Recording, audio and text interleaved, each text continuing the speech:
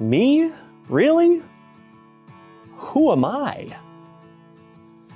Maybe you've asked that question before when someone has just given you the opportunity to step into a new role, a new job. Who am I to do this? Maybe you can also think about that question in terms of just being a Christian. Who am I to go and tell somebody else about their Savior? What will they think of me? Moses in Exodus chapter 3 asked the very same question when he was called into service by God. This is the story of Moses and the burning bush, Exodus chapter 3. Moses was tending the flock of Jethro, his father-in-law, the priest of Midian, and he led the flock to the far side of the wilderness and came to Horeb, the mountain of God. There the angel of the Lord appeared to him in flames of fire from within the bush. Moses saw that though the bush was on fire, it did not burn up. So Moses thought, I will go over and see this strange sight, why the bush does not burn up.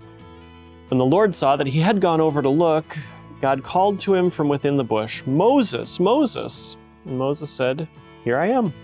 Do not come any closer, God said. Take off your sandals, for the place where you are standing is holy ground.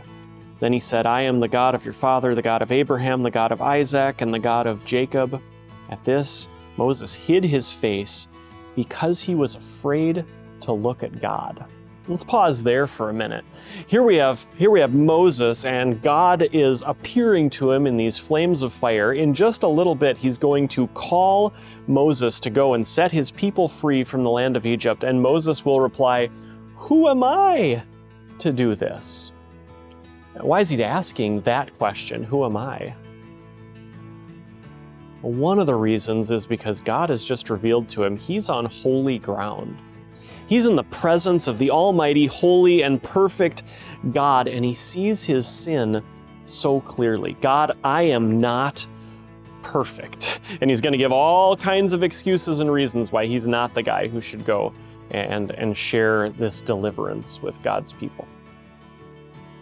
It reminds me of a sticker, a decal that was on the back of a truck that's been in my family, or had been in my family for a long time.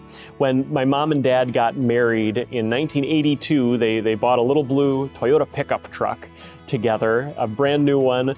It was in our family until I was just finishing up college.